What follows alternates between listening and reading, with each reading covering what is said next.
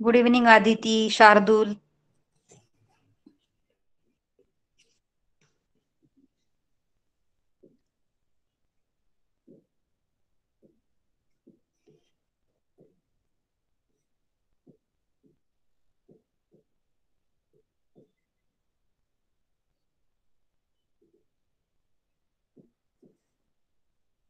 Good evening Harsh.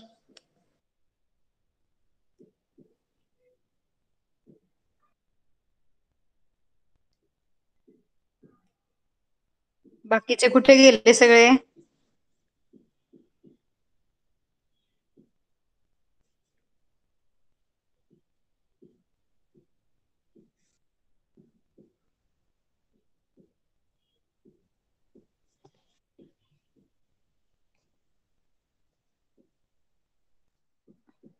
I can see only 5 students.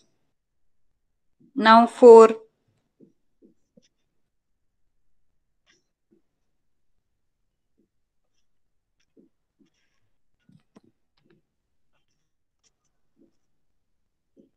Okay. Today we are going to learn geography.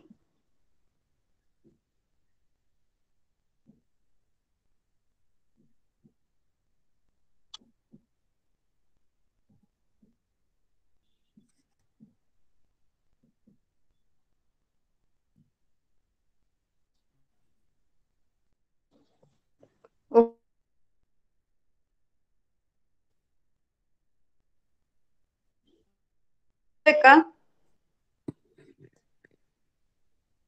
Is my voice clear? Tell me fast.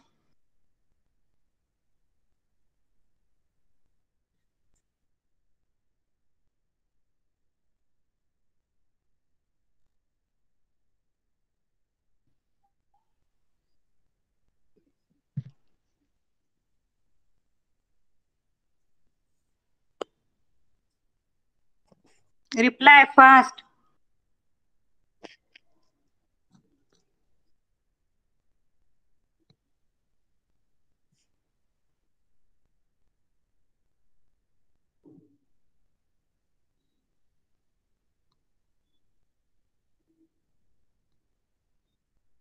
फक्त दीपिकाने reply केलाय. Okay, let's go ahead.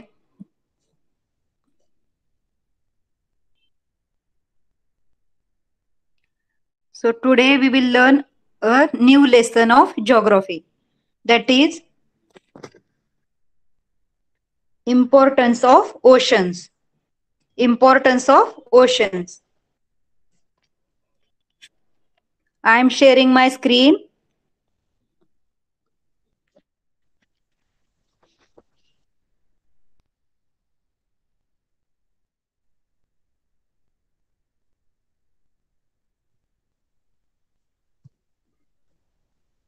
Okay. So our sixth lesson is importance of ocean. म्हणजे महासागरांचे महत्व. Oceans म्हणजे काय? महासागर म्हणजे जे सीज पेक्षा मोठे असतात. सी म्हणजे समुद्र आणि ओशन्स मीन्स महासागर. तर समुद्रापेक्षा पण त्यांचा एरिया ओशन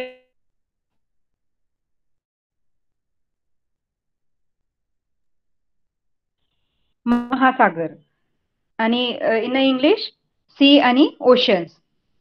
सी म्हणजे समुद्र आणि ओशन म्हणजे महासागर, समुद्रापेक्षा मोठा समुद्र. In the previous standard, we have studied the lithosphere and hydrosphere of the earth. The proportion of land and water on earth and also the major oceans. Lithosphere means काय? तर land bodies म्हणजे अर्थवरच्या land bodies म्हणजे जमिनीचा भाग, पृथ्वीवरचा जमिनीचा भाग. आणि हायड्रोस्फेअर means water bodies म्हणजे पाण्याच्या ज्या बॉडीज आहेत, जसं सी, ओशन, रिव्हर, वेल किंवा लेक्स वगैरे, रिझर्वायर्स, लेक्स, ह्या सगळ्या काय आहेत? Water bodies. त्यांना काय बोलतात? हायड्रोस्फेअर. मीन्स जलावरण आणि शिलावरण. पाण्याचा भाग म्हणजे जलावरण, हायड्रोस्फेअर. आणि लिथोस्फेअर म्हणजे शिलावरण म्हणजे जमिनीचा भाग. the proportion of land and water on earth and also the major oceans. तर लास्ट स्टँडर्ड म्हणजे फिफ्थ स्टँडर्ड मध्ये तुम्ही लिथोस्फेअर काय आहे, हायड्रोस्फेअर आणि some types of major oceans तुम्ही लर्न केलेले.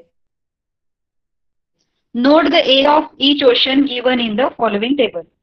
तर खाली एक टेबल दिलेला आहे, त्याच्यामध्ये they have given ocean, name of the ocean and area in square kilometre.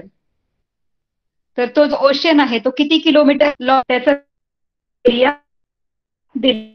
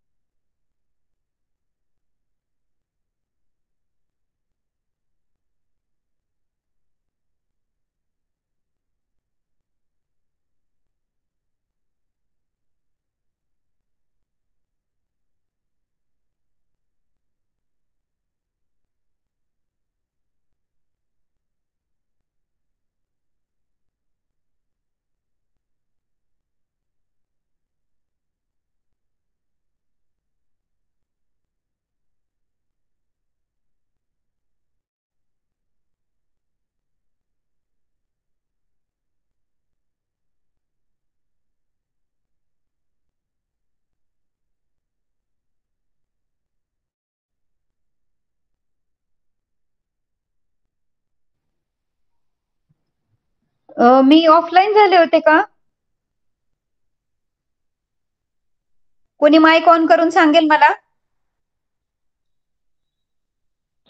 Yes teacher. Yes ma'am. किती वेळ झालं? मॅम 10 मिनिटं. 12 मिनिट झाले. Sorry students. कसं काय मी ऑटोमॅटिक कोणी रिमूव्ह केलं का मला? कारण मी तर कॉल डिस्कनेक्ट नव्हता केला. नो मॅम, आम्ही रिमूव्ह तुम्हाला करू नाही शकत. कारण मी तर त्या स्क्रीनवर होते, मी इकडे काहीच नव्हतं केलं. ठीक आहे, इट्स ओके. आपण परत बघूयात.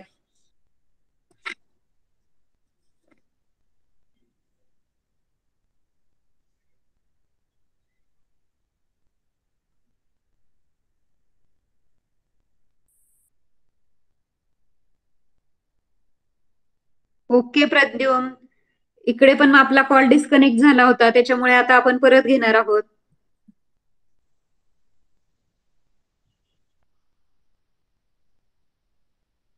असं जर होत असेल तर ठीक आहे, पण डिस्कनेक्ट झालेलं त्याच्यामुळे तुम्ही माईक ऑन करून पण नाही सांगू शकत.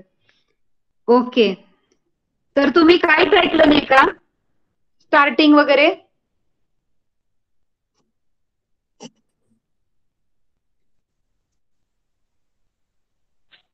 मॅम, तुम्ही जेव्हा ते वरती सांगत होता आणि परत तक्त्याजवळ गेला तिथूनपासून नाही समजले. अच्छा, फक्त पहिले 4 लाईन समजल्या. ओके. मॅम तेव्हा व्हॉइस ब्रेक होत होता आणि अच्छा, स्टॉप व्हॉइस पण ब्रेक. अच्छा अच्छा, ठीक आहे. काहीतरी नेटवर्क इश्यू दिसतोय, पाऊस आहे ना इकडे, नेटवर्क इश्यू दिसतोय थोडासा. तर आपण पाहत होतो इम्पॉर्टन्स ऑफ ओशन्स, म्हणजे महासागराचे महत्व. तर आपण पाहिलं की ओशन्स आणि समुद्र, सी म्हणजे समुद्रापेक्षा जे मोठे मोठे समुद्र असतात त्याला बोलतात ओशियन. सागर आणि महासागर, म्हणजे सागर म्हणजे समुद्र आणि महासागर म्हणजे मोठा समुद्र, म्हणजेच ओशियन. सी आणि ओशियन. तर in the previous standard we have studied lithosphere and,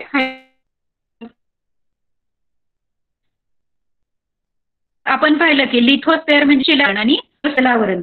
तर लिथोस्फेअर म्हणजे जमिनीवरचा भाग, लँड बॉडी. अर्थ वरती जेवढा जमिनीचा भाग आहे, जेवढ्या लँड बॉडीज आहेत त्याला बोलतात लिथोस्फेअर. आणि जेवढा वॉटर बॉडीज आहेत, म्हणजे जिथे जिथे पाणी आहे त्या भागाला बोलतात hydrosphere. The proportion of land and water on earth and also the major oceans.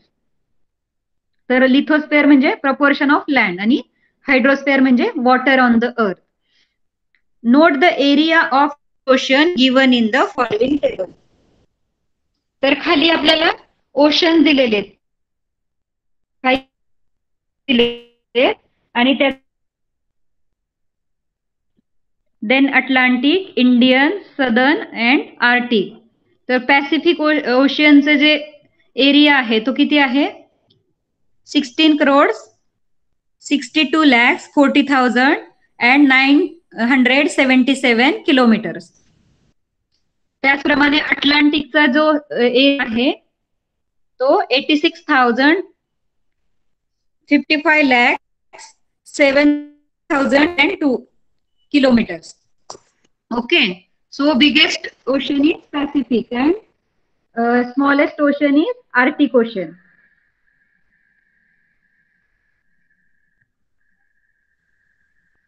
The hydrosphere includes all the water bodies.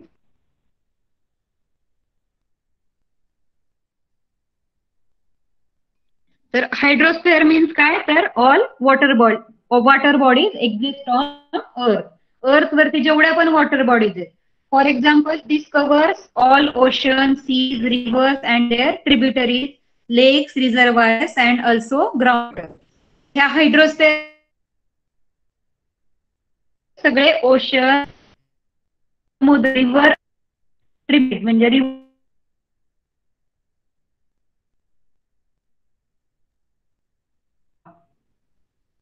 रिझर्वायर्स म्हणजे सरोवरे, आणि ग्राउंड वॉटर म्हणजे जेवढं विहिरींमध्ये वगैरे पाणी आहे, जमिनीच्या खाली जे पाणी असतं त्याला बोलतात ग्राउंड वॉटर.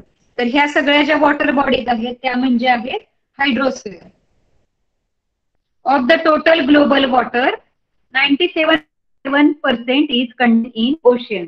तर आपल्या अर्थ वरती 97.7% वॉटर जे आहे ते ओशन्स मध्ये आहे आणि उरलेलं बाकीचं 2.3% जे आहे ते बाकीच्या वॉटर बॉडीज मध्ये, म्हणजे जसं रिव्हर, लेक्स किंवा रिझर्वायर, सीज किंवा ग्राउंड वॉटर, ह्याच्यामध्ये फक्त 2.3% ओशन्स 90% आहे.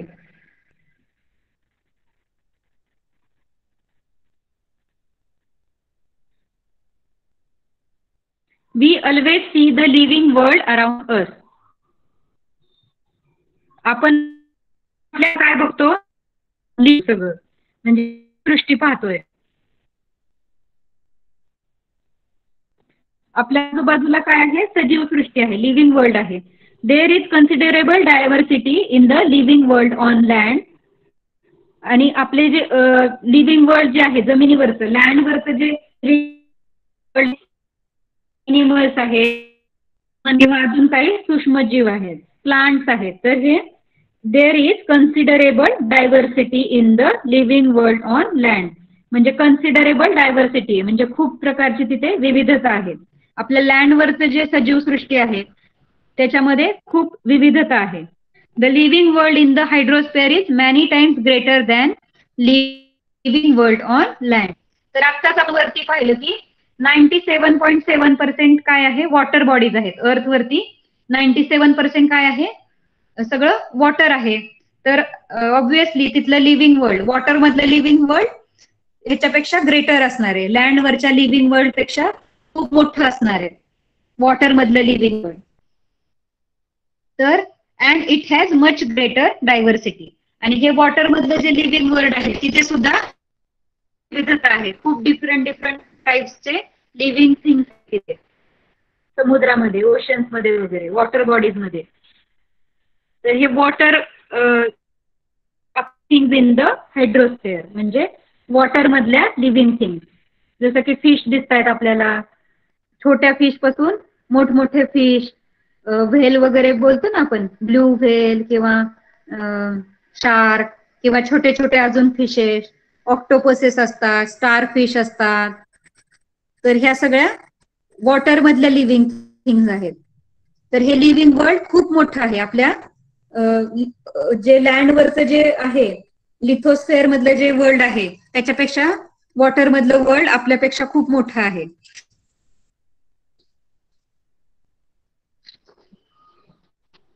अंडरस्टूड? Voice breaking.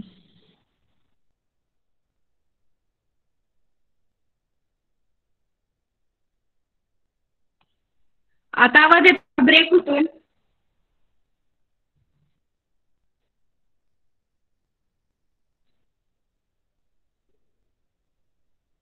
आता येतोय आवाज?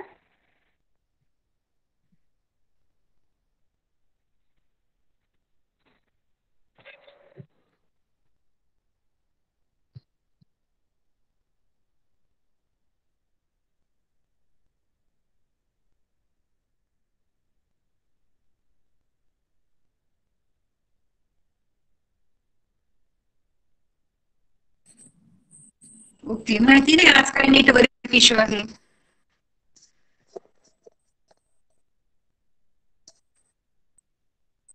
Okay, so understood lithosphere, hydrosphere.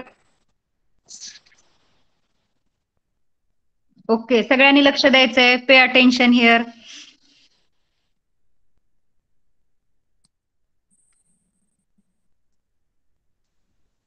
Okay,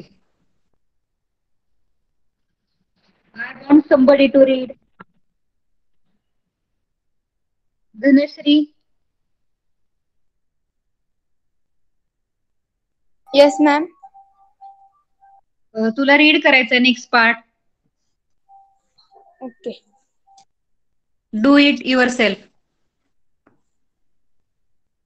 Use the following ingredients: 1 bowl of rice flakes, pohe, 1 teaspoon oil, 1 tomato, and a small onion Diced.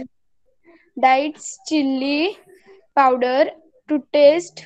Mix all the ingredients well. Give the mixture to all your friends and ask them to taste it now. Add some salt to mixture and taste it again. What difference do you notice in the dish you tasted earlier and later? That do you think made the dish really tasty? For that other purposes, do you use the last ingredient at home? Discuss the source of this ingredient. Okay. Very good. तर 1 bowl of rice flakes. Rice flakes म्हणजे काय? Pohe. Pohe means इंग्लिशमध्ये बोलतात rice flakes. Use the following ingredients.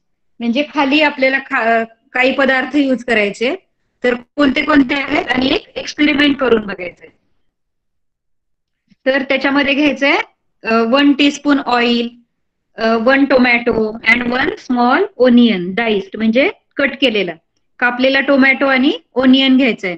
Then chilli powder to taste. Mix all ingredients well. Give the mixture to all your friends and ask them to taste it. आणि हे जे mixture आहे ते तुमच्या फ्रेंड्सला टेस्ट करायला द्यायचंय. पोह्यांचं एक मिक्सचर बनवायचंय आणि टेस्ट करायला द्यायचंय. Now add some salt to the mixture and taste it again. आणि आता पहिल्यांदा टेस्ट केलं फ्रेंड्सनी, आता नंतर अजून त्याच्यामध्ये सॉल्ट ऍड करायचं आणि मग परत ते जे आहे मिक्सचर बनवलेलं ते टेस्ट करायला द्यायचं. What difference do you notice in the dish you tasted earlier and later. तर आधी जे पोहे बनवले होते आपण त्याच्यामध्ये सॉल्ट नव्हतं आणि नंतर जे होतं त्याच्यामध्ये सॉल्ट होतं. तर काय डिफरन्स लक्षात आला आपल्याला? आधीचे जे पोहे होते ते कसे होते? टेस्टलेस होते आणि नंतर मीठ टाकल्यावरती ते टेस्टी बनले. What do you think made dish really tasty? So which ingredient salt made dish tasty, है ना? For what other purposes do you use the last ingredient at home. तर मीठ अजून कोणत्या गोष्टींसाठी यूज करतो आपण? मिठाचा उपयोग अजून कशासाठी होतो? काही क्लिनिंग करायचं असेल तरी आपण मीठ यूज करतो. मीठ आणि लिंबू यूज करून आपण घरातले युटेन्सिल असतात म्हणजे भांडी असतात ती क्लीन करू शकतो किंवा व्हेजिटेबल्स क्लीन करू शकतो. Discuss the source of this ingredient. आता आपल्याला हा जो इन्ग्रेडियंट आहे मीठ जे आहे, सॉल्ट जे आहे, त्याचा आपल्याला सोर्स कुठे आहे म्हणजे कुठून आला तो मीठ जे आहे ते कुठून आलं माहितीये कुणाला? मीठ कुठे मिळतं आपल्याला?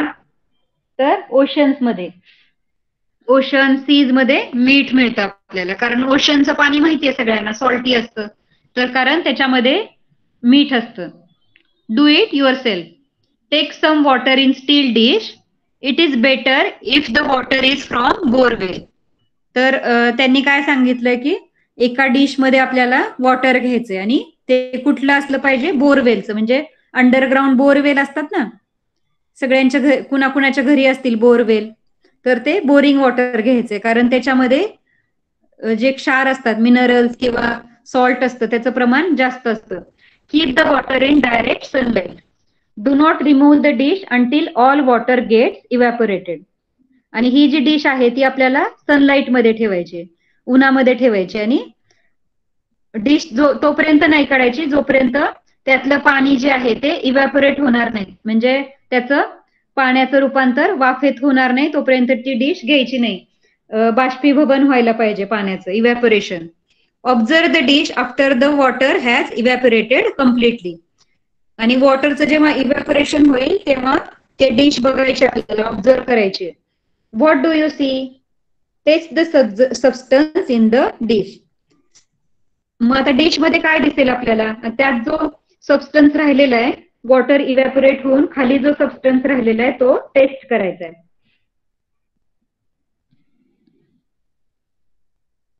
So explanation.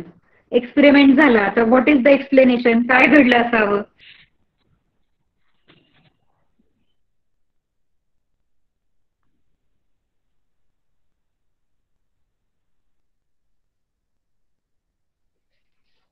Okay. Who will read? Shardul. Shardul Yes, आहे ma'am. का? Okay. Read next part. Ma'am, which Explanation. explanation? You must have noticed that after the water evaporated completely, a whitish layer is left in the dish. If you taste it, you will find that it is salty. You will realize that these are the salts in the water. In drinking water, the proportion of salt is quite low. Water from other oceans and seas has a great amount of salt, hence it tastes salty. Okay.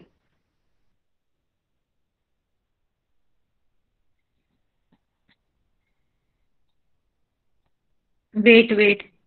Okay, it's okay. आपण आधी हे समजून घेऊया.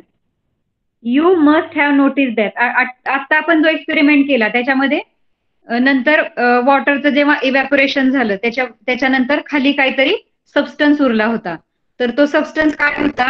You must have notice that after the water evaporated completely the whitish layer is left in the dish.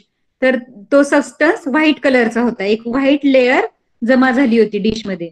If you taste it you will find that it is salty. आणि आपण जर ती taste करून बघितली तर ती कशी असणार आहे? थोडीशी सॉल्टी असणार आहे, खारट असणार आहे. You will realise that these are the salt in the water. तर वॉटरमध्ये जे सॉल्ट अवेलेबल असतं ते salt is nothing but that substance. In drinking water the proportion of salt is quite low. आपलं जे रोजचं ड्रिंकिंग वॉटर असतं, जे रिव्हरमध्ये भेटतं, आपल्याला वेलमध्ये भेटतं, तर त्याच्यातलं जे सॉल्टचं प्रमाण असतं ते कमी असतं. Water from oceans and seas has greater amount of salt. आणि जे ओशनमध्ये किंवा समुद्रामध्ये जे आपल्याला वॉटर भेटतं त्याच्यामध्ये सॉल्टचं प्रमाण खूप जास्त असतं. त्यामुळे ते पाणी पण सॉल्टी लागतं आपल्याला. Hence it taste salty. Where does the water flowing through the rivers go in the end. तर हे रिव्हर्स ज्या असतात, ज्या माउंटन्स मधून रिव्हर स्टार्ट होतात आणि त्या नंतर शेवटी कुठे हे होतात, तर त्यांचा एंड कुठे होतो? समुद्रामध्ये होतो.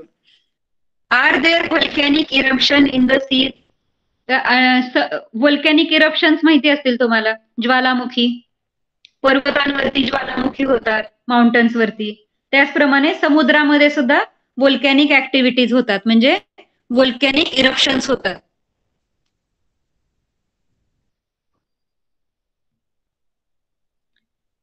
Volcano under the ocean. तर त्याचं खूप टेम्परेचर जास्त अर्थवरती किंवा माउंटन्स वरती एकदम असे जाळाचे लोटच्या लोट निघतात.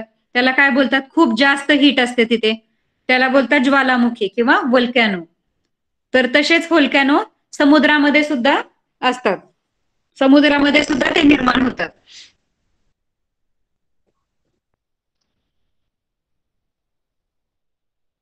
So what is happened because of that volcanic activities or volcanoes? Explanation. There is abundant aquatic life in the ocean.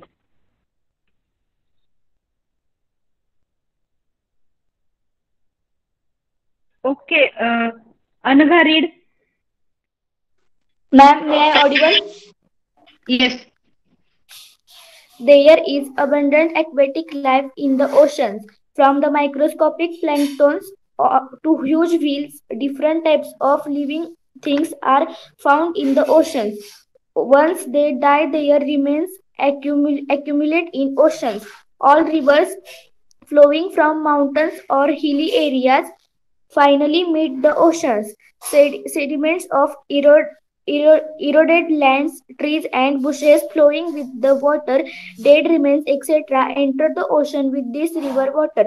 In both the above processes, the dead remains decompose, decompose, releasing various minerals and salts in ocean water. Volcanic eruption occur on land. Similar volcanic eruption take place in the ocean as well. See figure 6.3. During volcanic eruption, different minerals, ashes, salts, and gases are added to. Madam, पुढचं. Added to the, okay. Added to the water. Added to the ocean water. Volcanic eruption occur on land. Added to the water. This increases the level of salts and minerals. Madam, पुढचं. Okay, it's okay. आधी आपण समजून घेऊया हे. Very good. Nice reading. There is abundant aquatic life in the oceans. Abundant म्हणजे खूप जास्त प्रमाणात. Aquatic life आहे. ओशन्स मध्ये काय आहे? ओशनचा एरियाच एवढा मोठा आहे, त्याच्यामुळे ओशन मधली अक्वॅटिक लाईफ पण खूप जास्त आहे. अक्वॅटिक लाईफ म्हणजे पाण्यात राहणारे जे अॅनिमल्स असतात, जे लिव्हिंग थिंग्स आहेत पाण्यामधले, त्याला बोलतात अक्वॅटिक लाईफ, म्हणजेच जलचर. मराठीमध्ये बोलतात जलचर. तर हे जलचर ओशन्स मध्ये खूप जास्त प्रमाणात आहेत, अबंडंट आहेत. From the microscopic planktons to huge whales. तर मायक्रोस्कोप मध्ये दिसणारे जे छोटे छोटे बॅक्टेरियाज असतात ते आपल्याला कुठे बघावं लागतात? मायक्रोस्कोप मध्ये. ते आपल्याला नेकेड आयनी दिसत नाहीत, म्हणजे उघड्या डोळ्यांनी आपण ते बघू नाही शकत, तर त्याला आपल्याला मायक्रोस्कोप खाली बघावं लागतं. तर ते असे प्लॅंक्टन्स पासून ते ह्यूज व्हेल्स पर्यंत, मोठे मोठ्या ब्ल्यू व्हेल वगैरे आहे ना, तर तेवढे मोठे मोठे मासे, different types of living things are found in the oceans. तर ओशन्स मध्ये वेगवेगळ्या प्रकारचे लिव्हिंग थिंग्स आपल्याला पाहायला मिळतात. From planktons to huge whales, मोठमोठ्या व्हेल्स पर्यंत. Once they die they remains accumulate in the ocean. आणि जेव्हा ते मरतात, जेव्हा ह्या लिव्हिंग थिंग्स मरतात, तेव्हा काय होतं? त्यांचे जे रिमेन्स आहेत, म्हणजे त्यांचे जे अवशेष आहेत, ते अक्युमुलेट होतात, ओशन मध्ये जमा होतात. खाली ते तळाला जाऊन साठत राहतात. हे जे डेड अॅनिमल्स आहेत ते अक्युमुलेट होत राहतात. All rivers flowing from mountain or hilly areas finally meet the ocean. Sediments from eroded lands, trees and bushes flowing with the water, dead remains, etc. तर ह्या सगळ्या ज्या रिव्हर्स आहेत, ऑल रिव्हर्स कुठून फ्लो होतात? Mountains पासून start होतात आणि हिली रिजन मधून वाहत वाहत त्या फायनली ओशन्सला जाऊन भेटतात. तर त्या स्वतः बरोबर काय घेऊन येतात? तर सेडिमेंट्स फ्रॉम इरोडेड लँड्स. तर जमिनीची झीज होते, मग त्या जमिनीचे काही घटक, काही रॉक्स असतील किंवा जमिनीत वरचा गाळ असेल, मातीचा गाळ असेल, त्या स्वतः सोबत घेऊन जातात. काही ट्रीज असतील, पडलेली ट्रीज असतील किंवा नद्यांमध्ये जे ट्रीज असतील, तर किंवा झुडपं असतील, झाडं आणि झुडपं, ते त्यांच्यासोबत ह्या ज्या नद्या आहेत त्या समुद्राकडे त्यांना घेऊन जातात. किंवा अजून काही लिव्हिंग थिंग्स असतील नद्यांमध्ये, त्या सुद्धा त्या ओशनला जाऊन मिळतात. ETC etcetera enter the ocean with this river water. त्या रिव्हर वॉटर सोबत हे जे आहे, हे जे रिमेन्स आहेत, ते सगळे ओशन मध्ये जातात. In both the above processes the dead remains decompose.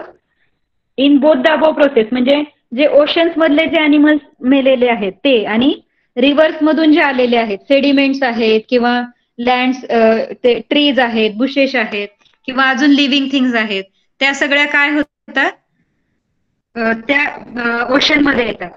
The dead remains decompose. मग ते जे डेड आहे ते काय होतं? डिकम्पोज होतं. Releasing various minerals and salt in the ocean water. आणि त्याच्यामधून काय क्रिएट होतं? तर वेगवेगळ्या प्रकारचे मिनरल्स रिलीज होतात आणि सॉल्ट रिलीज होतं. तर हे सॉल्ट कुठून भेटतं आपल्याला? जेव्हा हे डेड अॅनिमल्स डिकम्पोज होतात, त्याच्यापासून आपल्याला हे सॉल्ट आणि मिनरल्स भेटतात. volcanic eruptions occur on land. Similar volcanic eruptions takes place in the ocean as well. तर ज्वालामुखी जो आहे, व्होल्कॅनिक इरप्शन, व्होल्कॅनोज लँड वरती पण येतात आणि सिमिलरली हे जे व्होल्कॅनो आहेत ते ओशन्स मध्ये सुद्धा क्रिएट होतात. ओशन मध्ये जी लँड आहे त्याच्यावरती सुद्धा व्होल्कॅनिक ऍक्टिव्हिटीज होतात, ज्वालामुखी तयार होतात. During volcanic eruptions different minerals, ashes, salt and gases are added to the water. तर हे जेव्हा व्होल्कॅनिक इरप्शन होतात त्याच्यामधून वेगवेगळे मिनरल्स बाहेर पडतात, ऍशेस म्हणजे राख म्हणतो आपण, तर ती बाहेर पडते, सॉल्ट आणि वेगवेगळ्या टाईपचे गॅसेस पण पाण्यामध्ये ऍड होतात. This increases the level of salt and minerals. आणि त्याच्यामुळे काय होतं, ओशन मधली जी सॉल्ट जे आहे किंवा मिनरल्स जे आहेत ते इन्क्रीज होतात. व्होल्कॅनिक ऍक्टिव्हिटीज आणि रिव्हर मधून आलेले सगळे डेड अॅनिमल्स किंवा डेड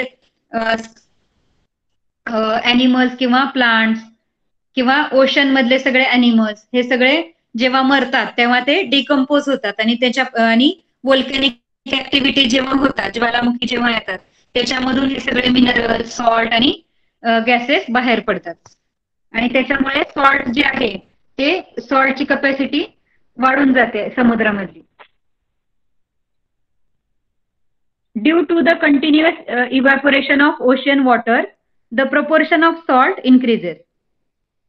आणि त्याचबरोबर अजून एक कोणता इव्हेंट होतो, तर कंटिन्युअसली इव्हॅपोरेशन होतं. समुद्रावरचं जे पाणी आहे त्याचं वरच्या लेवलचं सतत सनलाईटमुळे काय होतं, टेम्परेचर वाढतं आणि त्याच्यामुळे पाण्याचं इव्हॅपोरेशन होतं.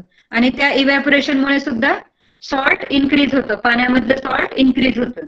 All these things make the ocean water salty.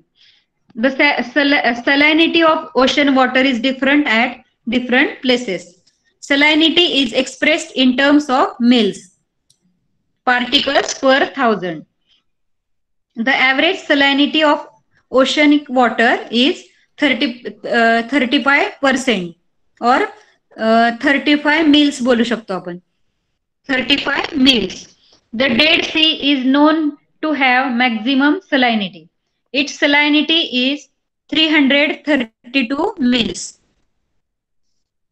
तर ओशन वॉटरची ऍव्हरेज सलायनिटी किती असते, तर 35 मिल्स असते. पण डेड सी जो आहे, मृत समुद्र म्हणतात त्याला, तर जो डेड सी आहे त्याची मॅक्सिमम सलायनिटी किती आहे, म्हणजे ते किती खारट असणार आहे, ते पाणी किती सॉल्टी असणार आहे बघा, 332 मिल्स आहे त्याची सलायनिटी.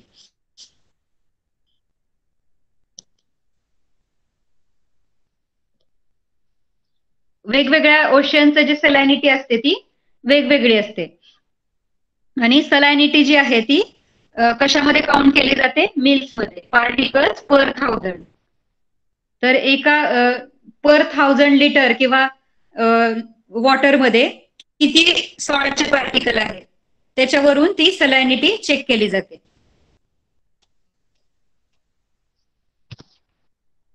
Okay, understood.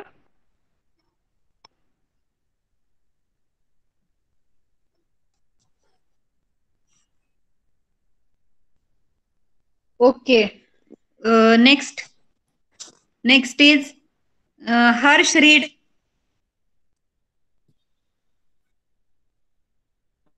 Yes, teacher. Read next part.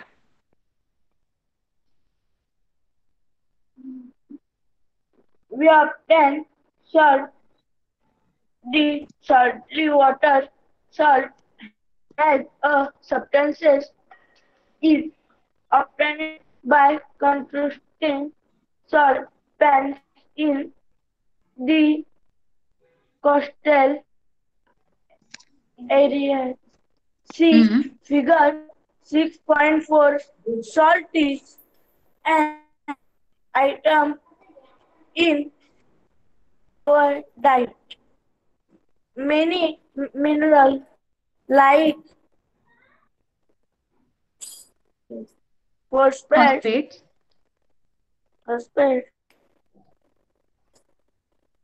sulfate,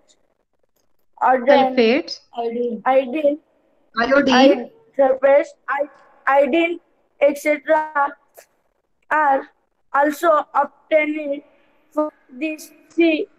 We depending on ocean to some extent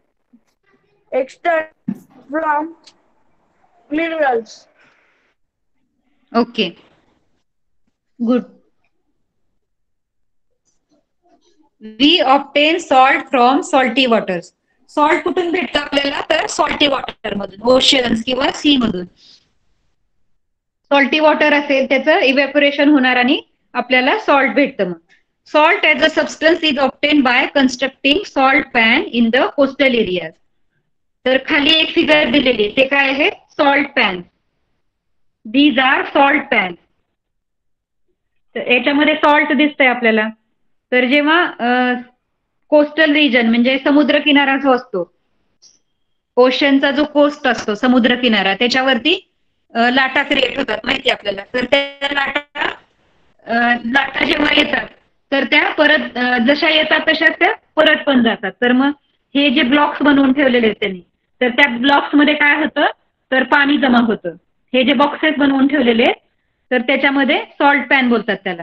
तर लाटा जेव्हा परत जातात त्या जाताना पाणी त्याच्यामध्ये राहतं सॉल्ट पॅन मध्ये, आणि ते जे पाणी आहे ते इव्हॅपोरेट होतं. सनलाईटमुळे काय होतं? इव्हॅपोरेट होतं. आणि पाणी जेव्हा इव्हॅपोरेट होतं तेव्हा खाली जो सबस्टन्स राहतो तो काय असतो? सॉल्ट. तर अशा प्रकारे सॉल्ट पॅन मध्ये सॉल्ट मिळवलं जातं.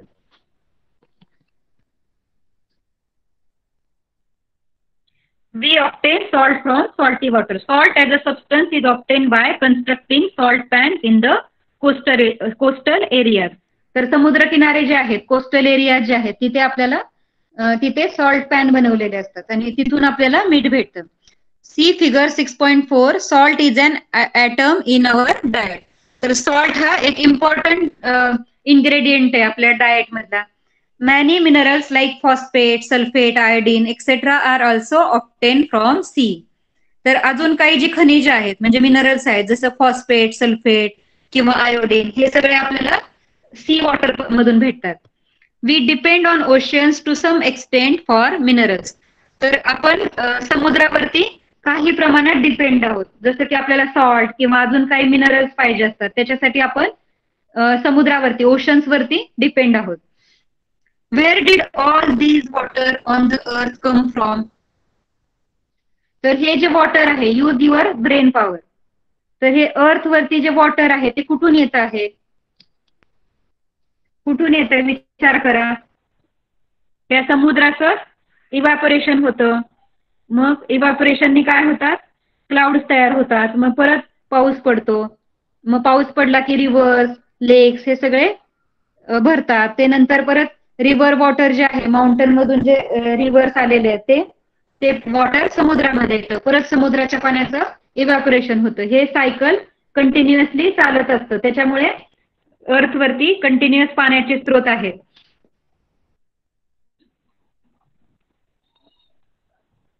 Can you tell? वा वा, मस्त मस्त डिशेस दिसतात इथे. बघा काय काय आहे. काही नॉन व्हेजिटेरियन आहेत, काही व्हेजिटेरियन डिशेस आहेत. See figure 6.5 and answer the following question. तर आपल्याला काय सांगायचंय? What items are included in our diet. तर आपल्या हे जे आहे ते सगळेच आयटम आपल्या डाएट मधले आहेत. आपण हे सगळे आयटम्स खातो. कोणी व्हेजिटेरियन असेल किंवा कोणी नॉनव्हेज खात असेल किंवा कोणी बोथ खातात, म्हणजे कोणी नॉनव्हेज आणि व्हेज दोन्ही पण फूड खातात. तर ते आपलं डाएट आहे. Which items among those shown come under non vegetarian food. तर वरचं जे दिसतंय आपल्याला फर्स्ट वालं ते नॉनव्हेज दिसतंय. Then fish is also non veg. Then खाली काय काय आहे? खाली ज्या डिशेस दिसत आहेत त्या पण नॉन व्हेजिटेरियन डिशेस आहेत. आणि बाकी जे राईस, पाव वगैरे दिसत आहेत, इडली, पराठे, हे सगळे काय आहेत? व्हेजिटेरियन डिशेस आहेत. Which of these are prepared from aquatic creatures. म्हणजे जलचर जे आहेत, ॲक्वॅटिक क्रिएचर म्हणजे जलचर, जे पाण्यात राहणारे जे अॅनिमल्स आहेत त्याच्यापासून कोणत्या डिशेस बनलेले आहेत? तर हे फिश आणि खाली सेकंड रो मध्ये, सेकंड कॉलम मध्ये फोर्थ नंबरला जे दिसतंय ते सी मधून भेटतो. फिश आणि अजून त्याला काय बोलतात माहिती नाही मला. फोर्थ नंबरची डिश आहे. फिश, मीठ, येस. पण मीठ आपल्याला ह्याच्यातून नाही भेटत ना, ॲक्वॅटिक क्रिएचर नाहीये मीठ. चिकन किंवा मीठ हे जे आहेत ते लँड बॉडीज वरतीच आहेत. पण आपल्याला पाण्यातले जे आहेत फिश आणि प्रॉन्स, येस, प्रॉन्स. तर हे फिश आणि प्रॉन्स जे आहेत ते आपल्याला सी वॉटर मधून भेटतात. Okay, next Deepika.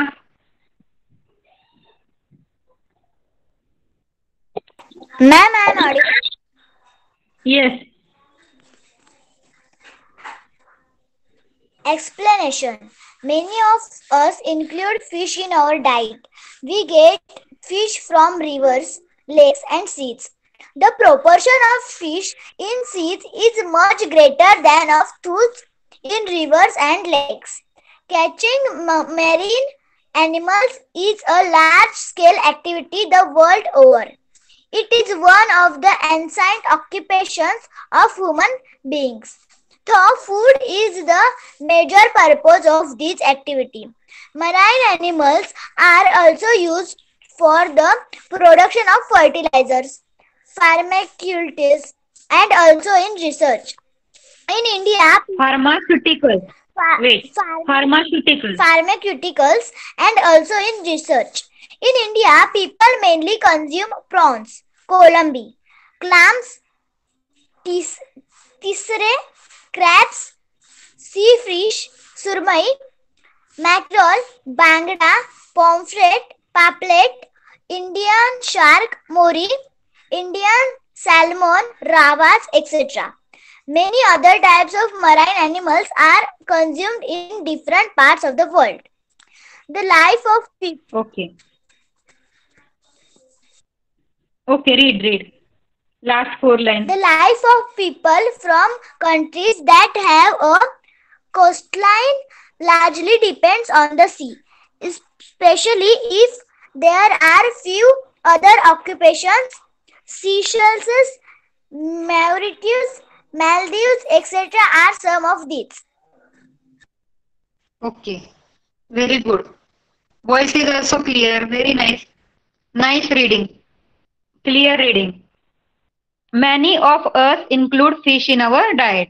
आपल्या डाएट मध्ये आपण फिश, बरेच जण फिश खातात. मी तरी नाही खात, माहिती नाही तुम्ही खात असाल. We get fish from rivers. तर आपल्याला हे फिश कुठून भेटतात? रिव्हर्स, लेक्स आणि सीज मधून. तर हे फिश जे आहेत ते नद्यांमधून किंवा लेक्स आहेत त्याच्यामधून किंवा समुद्रामधून भेटतात. The proportion of fish in seas is much greater than those in reverse and लेक्स.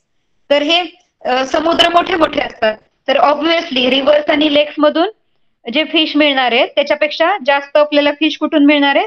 सीज मधून, म्हणजे समुद्रामधून मिळणार आहे.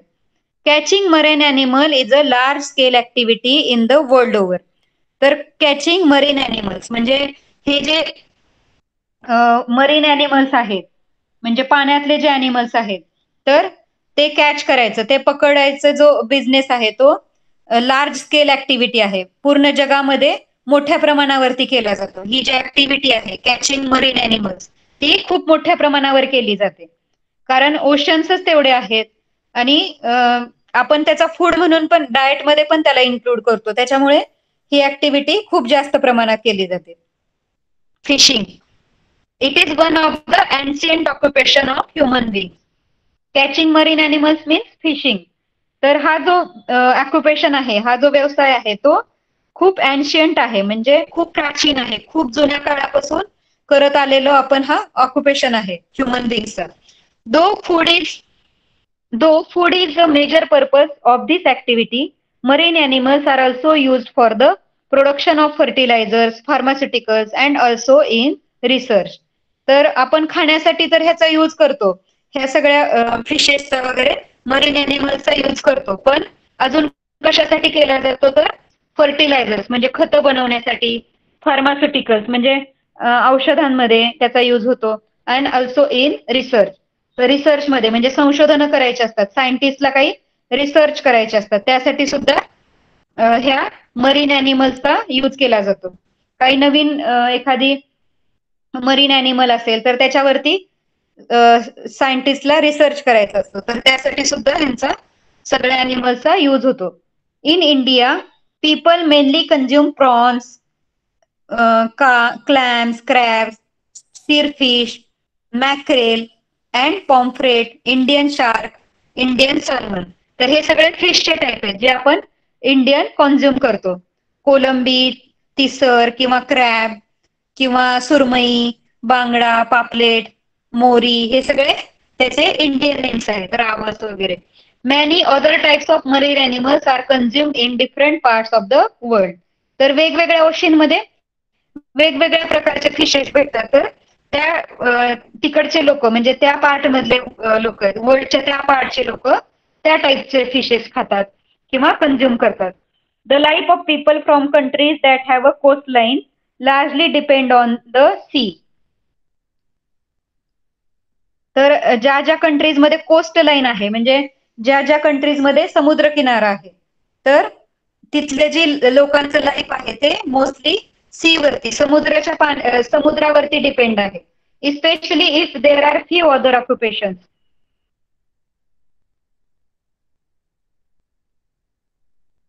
बाकीचे ऑक्युपेशन तिथे कमी प्रमाणात असतात, बाकीचे जे व्यवसाय आहेत ते कमी प्रमाणात असतात. पण तिथे जर कोस्ट लाईन असेल म्हणजे समुद्र किनारा असेल तर तिथलं जे मेनली ऑक्युपेशन काय असतो, समुद्राशी रिलेटेड असतो. जसं की फिशिंग वगैरे, फिशिंग किंवा ट्रान्सपोर्ट असू शकतो. शिप मधून ट्रान्सपोर्ट होते ना, खूप सगळ्या थिंग्स ट्रान्सपोर्ट केल्या जातात. इम्पोर्ट एक्सपोर्ट हा जो बिझनेस आहे तो मोस्टली सी एरियामध्ये होतो. Seychelles, Mauritius, Maldives etcetera are some of this. तर त्यांनी काही अशा कंट्रीज दिलेल्या आहेत. तर मॉरिटस, मालदीव्स हे सगळे काय आहेत, बेट आहेत, आयलँड्स आहेत. तर हे इथे अशा प्रकारचा बिझनेस होतो किंवा ऑक्युपेशन इथे mainly depend on sea. Okay, ocean and climate. तर place, country, just we will see this chart and then we will stop.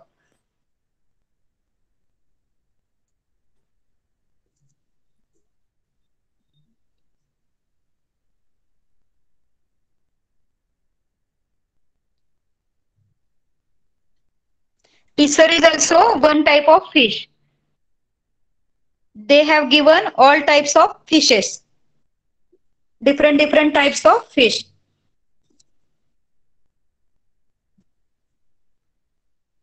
So place, country, minimum and mean maximum temperature and mean minimum temperature and range of temperature. So place मध्ये वेगवेगळ्या टाईपचे places दिलेले, country, आणि ते place कुठल्या कंट्रीमध्ये येतं. मीन maximum temperature, मीन म्हणजे काय, ऍव्हरेज. तर पूर्ण वर्षभरात तिथे ऍव्हरेज टेम्परेचर किती असतं, मॅक्सिमम टेम्परेचर किती जातं, समर सीझन मध्ये मॅक्सिमम टेम्परेचर किती जातं, आणि मीन मिनिमम टेम्परेचर म्हणजे विंटर असेल किंवा रेनी सीझन असेल तर मिनिमम टेम्परेचर तिथे किती असतं. तर first place is Beijing. Beijing कुठे आहे, चायनामध्ये. तर चायना तिथलं मॅक्सिमम टेम्परेचर आहे 18.4 and minimum temperature is 8.4. Then range of temperature. तर रेंज ऑफ टेम्परेचर मध्ये काय करायचं आपल्याला, तर maximum temperature minus minimum temperature त्याच्यामधला डिफरन्स फाइंड आउट करायचा. तर बीजिंगचं किती येणार आहे range of temperature, 18.4 minus 8.4 means answer is 10. So range of temperature is 10. Understood? Understood. Range of temperature कसं काढायचंय, कसं फाइंड आउट करायचं range of temperature. Other student,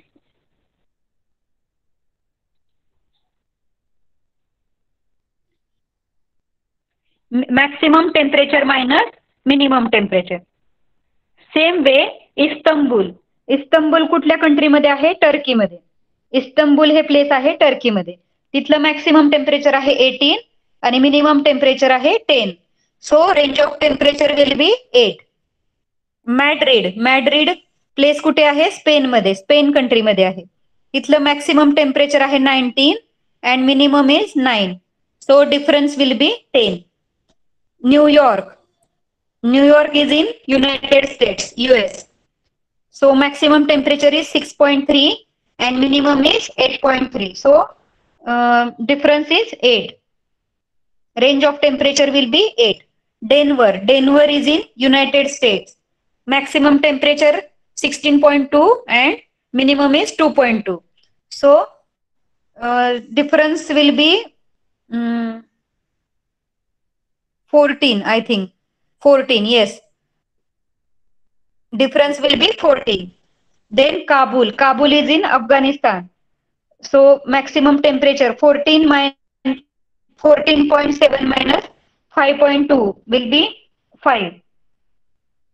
5, no? Sorry, 9.5. Difference will be 9.5. Baghdad is in Iraq. So maximum temperature is 30.4 minus 40.7 is 30.4 minus 14.7. How much? 15.7. 15.7. Yes, correct.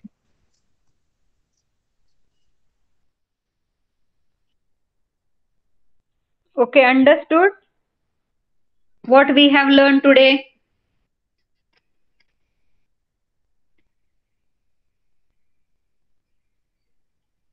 Other students?